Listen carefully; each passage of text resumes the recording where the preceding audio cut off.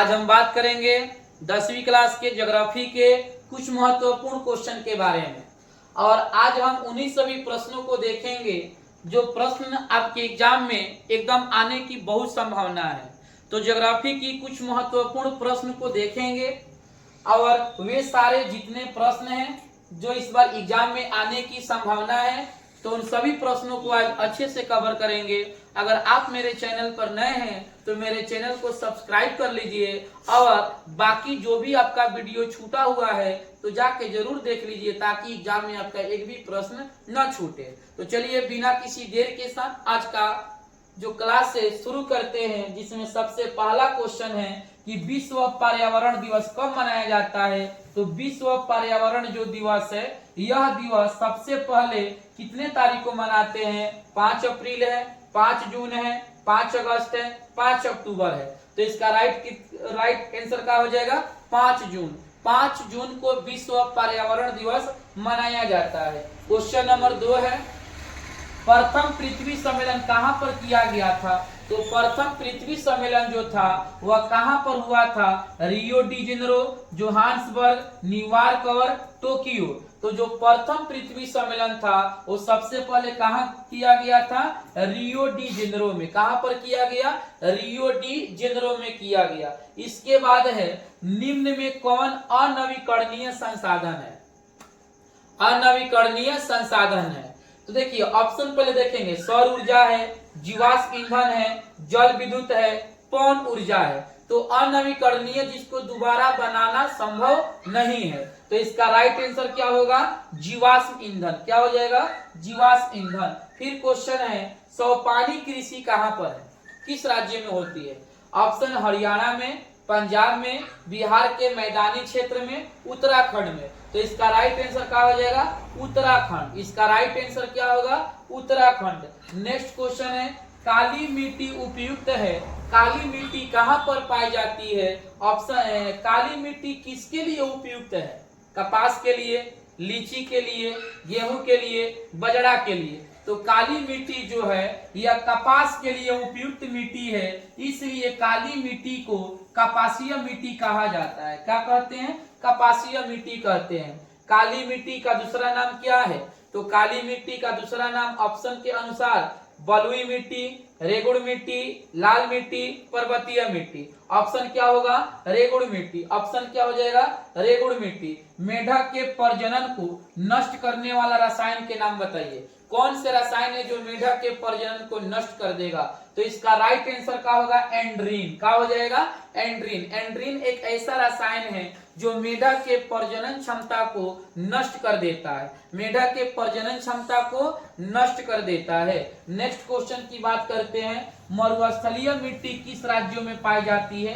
तो मरुस्थलीय मिट्टी जो है यह भारत के राजस्थान राज्यों में पाई जाती है। भारत के राजस्थान राज्यों में पाई जाती है। भारत में सबसे लंबा बांध कौन सा है? तो याद रखेंगे, हीराकुंड बांध है। कौन सा बांध है? हीराकुंड। किस नदी पर बना है? महानदी पर। किस राज्य से संबंधित है? उड़ीसा से। किस राज्य से संबंधित है? उड़ीसा से। तो इसका राइट आंसर क्या हो जाएगा? हीराकुंड बांध। कौन सा बांध? हीराकुंड बांध। बृहत क्षेत्र में जल की उपस्थिति के कारण पृथ्वी को कौन से ग्रह कहा जाता है? उजला ग्रह, नीला ग्रह, लाल ग्रह, हरा ग्रह। तो पृथ्वी को याद रखेंगे नीला ग्रह कहा जाता है। कौन से ग्रह कहते हैं? नीला ग्रह कहते हैं। नेक्स्ट क्वेश्चन, देश में सर्वाधिक वर्षा कहाँ होती है? ऑप्शन है पूर्णिया है, मानसिंहराम, चेरापूंजी, कोची। तो इसका राइट आंसर क्या हो जाएगा? मानसिंहराम। क्या हो जाएगा? मानसिंहराम। प्राणियों के शरीर में कितनी % पानी होती है? तो ऑप्शन है 55 है, 60 है, 65%, 70। तो इसका राइट आंसर क्या हो जाएगा? 65%। Right answer 65%। नर्मदा घाटी परियोजना किन राज्यों से संबंधित है? देखिए जो नर्मदा परियोजना है ना, यह नर्मदा नदी पर बना है और इस नदी पर एक बांध बना है जिसका नाम है सरदार सरोवर बांध। उसका नाम क्या है? सरदार सरोवर बांध। किस राज्य से संबंधित है? गुजरात, महाराष्ट्र, मध्य प्रदेश। यानी राइट आंसर क्या हो जाएगा? डी। राइट आंसर क्या हो जाएगा? डी। देश के बांधों को भारत का मंदिर किसने कहा? महात्मा गांधी, राजेंद्र प्रसाद, नेहरू जी, विवेकानंद। तो राइट आंसर क्या हो जाएगा? नेहरू जी। राइट आंसर क्या हो जाएगा? नेहरू जी। राइट आंसर क्या हो जाएगा? नेहरू जी। इसके बाद हीराकुंड परियोजना किस नदी पर बना है? अभी जस्ट बताए, ये हीराकुंड जो परियोजना है कौना नदी पर बना है? महानदी पर। बिहार में अति जल दोहन से किस तत्व का संकेंद्रण बढ़ा है? तो बिहार में अति जल दोहन से अर्सेनी का संकेंद्रण बढ़ा है। किसका किस तत्व का संकेंद्रण बढ़ा है? अर्सेनी का। सुंदरवन किस राज्य में है? ऑप्शन कर्नाटक, पश्चिम बंगाल, केरल और उड़ीसा। तो इसका राइट आंसर क्या हो जाएगा? पश्चिम बंगाल में। विश्व के सबसे बड़ी डेल्टा कौन सी डेल्टा है? सुंदरवन डेल्टा है और इसका निर्माण गंगा नदी और प्लस में ब्रह्मपुत्रा नदी के मिलने से होता है। इसके बाद है भारत का राष्ट्रीय पक्षी कौन सा है? तो इसका राइट आंसर क्या हो जाएगा? मयूर हो जाएगा। नेक्स्ट क्वेश्चन की बात करते हैं कि वन संरक्षण प्रबंधन के दृष्टि से वन को कितने भाग में बांटा गया है? तो याद रखेंगे वन को 3 भागों में बांटा गया है। पहला रक्षित वन, दूसरा आरक्षित वन, तीसरा अवर्गीकृत वन। तो इसीलिए 3 भाग आंसर होगा।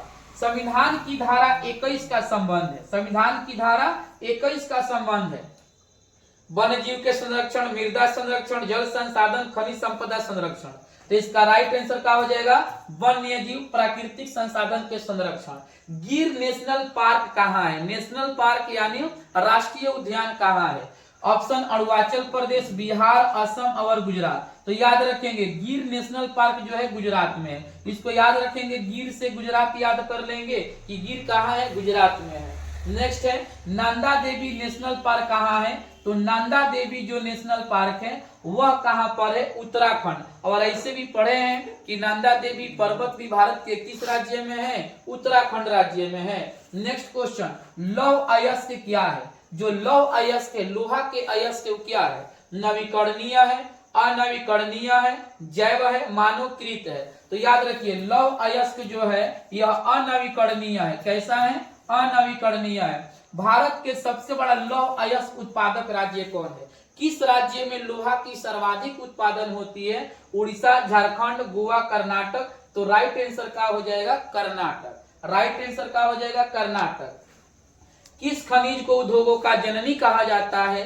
तो उद्योगों का जननी सोना है, तांबा है, लोहा है, मैग्नीज है। तो इसका राइट आंसर क्या हो जाएगा? तो लोहा हो जाएगा। इसका राइट आंसर लोहा। नेक्स्ट है एल्यूमिनियम बनाने के लिए किसका प्रयोग किया जाता है?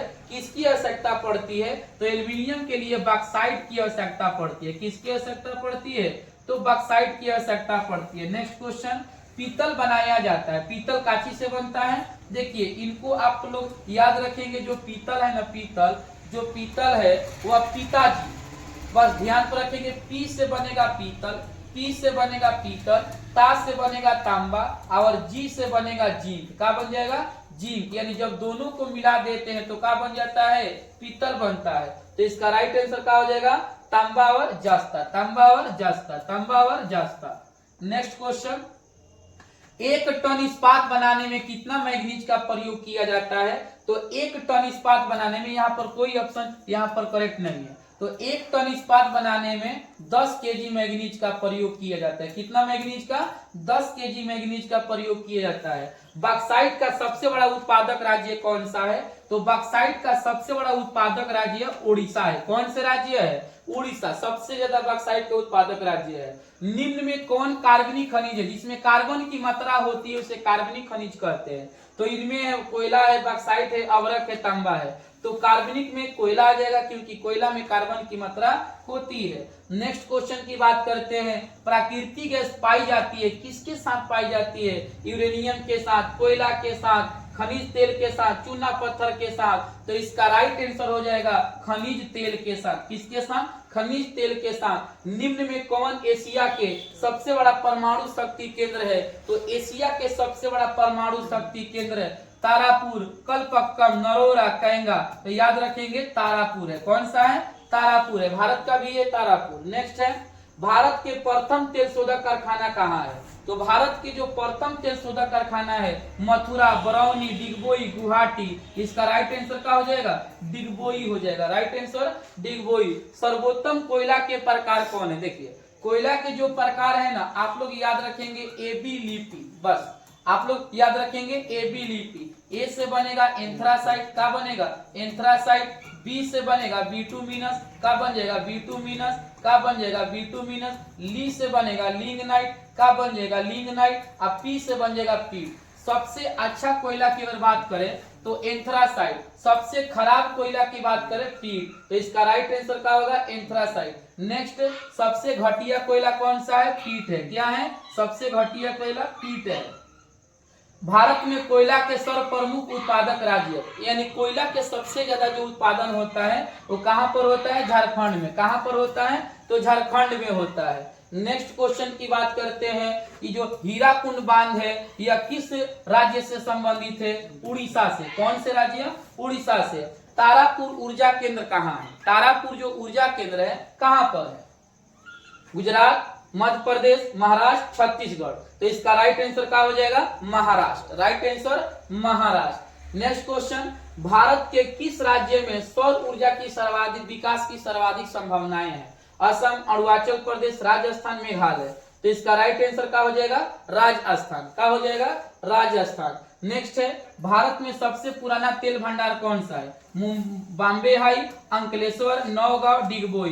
तो राइट आंसर क्या हो जाएगा, डिगबोई। अब भारत के सबसे पहला भी तेल उत्पादक अगर कोई कारखाना है तो डिगबोई है। नेक्स्ट है कि झारखंड के झरिया क्षेत्र किसके लिए प्रमुख है। देखिए कुछ झारखंड के हम क्षेत्र बता रहे हैं जिसमें झरिया, बोकारो, धनबाद, रांची, पालूम, हजारीबाग, ये जितने क्षेत्र हैं ना, ये सब के सब किसके लिए फेमस है, कोयला के लिए। किसके लिए फेमस है, कोयला के लिए।